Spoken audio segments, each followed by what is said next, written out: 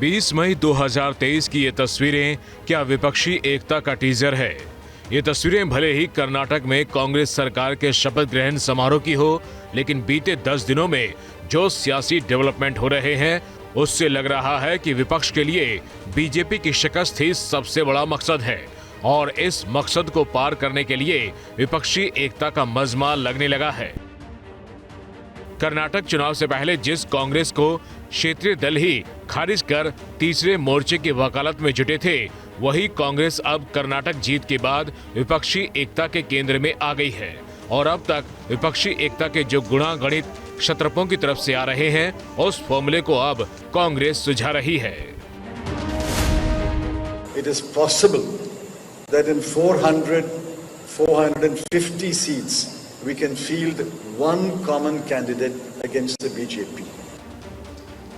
यूं तो पूर्व वित्त मंत्री पी चिदम्बरम कल मुंबई में केंद्र सरकार की नाकामियों को गिनाने पहुंचे थे और जब सवाल 24 पर आया तो उन्होंने 400 से 450 सीटों का फॉर्मूला सामने रख दिया। I can tell you that the party line so far is all the non-BJP opposition must get together as far as possible. In my view, if the non-BJP opposition parties get together, it is possible that in 450 seats we can field one common candidate against the BJP. BJP के खिलाफ जो सियासी चक्रव्यूह कांग्रेस बनाने की बात कर रही है, उस और इशारा पश्चिम बंगाल की सीएम ममता बनर्जी भी कर चुकी हैं। Wherever is the Congress strong in their respective 200 seat or something, what we have already calculated. Let them fight. We will give support. No, nothing is wrong. But they have to see that they have to support the other political party also. I am giving you the support in Karnataka, but you are fighting against me every day. It should not be the policy. मतलब ये हुआ कि जिन राज्यों में कांग्रेस मजबूत है वहां focus करें और बाकी क्षेत्रीय दलों के लिए छोड़ दें। इस फॉर्मूले के हिसाब से पश्चिम बंगाल में टीएमसी, यूपी में एसपी, बिहार में आरजेडी और जेडीयू, महाराष्ट्र में एनसीपी और शिवसेना, तमिलनाडु में डीएमके और दिल्ली पंजाब में आम आदमी पार्टी के खिलाफ कांग्रेस से उम्मीदवार नहीं उतारने का आइडिया दिया जा रहा है।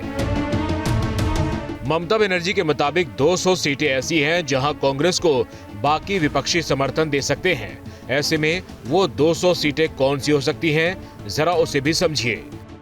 मध्य प्रदेश में 29, कर्नाटक में 28, गुजरात में 26, राजस्थान में 25, असम में 14, छत्तीसगढ़ में 11 और हरियाणा में 10।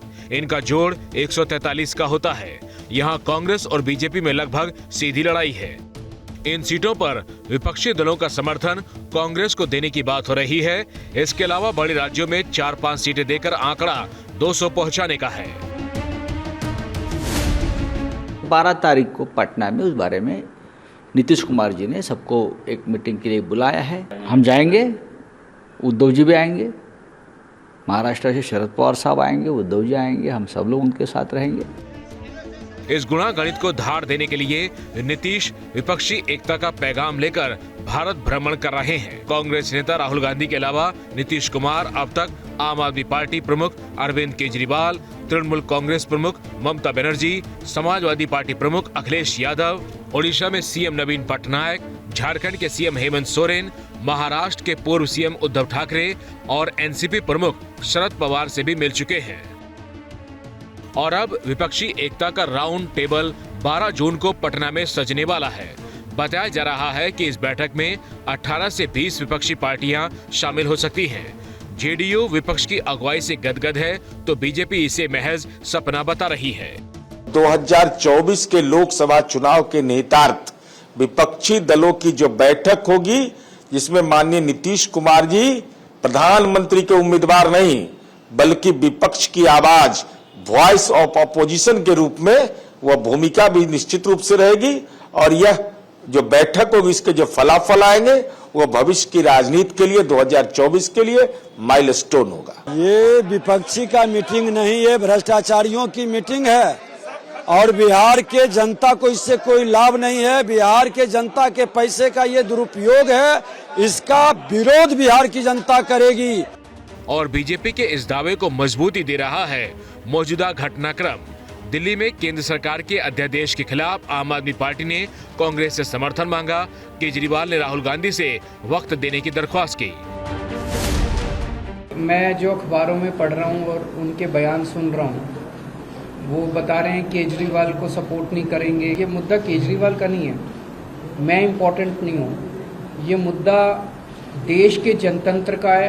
केजरीवाल को छोड़ दीजिए, केजरीवाल को सपोर्ट मत कीजिए, लेकिन मोदी सरकार ने जो दिल्ली के लोगों का अपमान किया, दिल्ली के लोगों की सारी शक्ति छीन ली, तो दिल्ली के लोगों के साथ खड़े हुई है।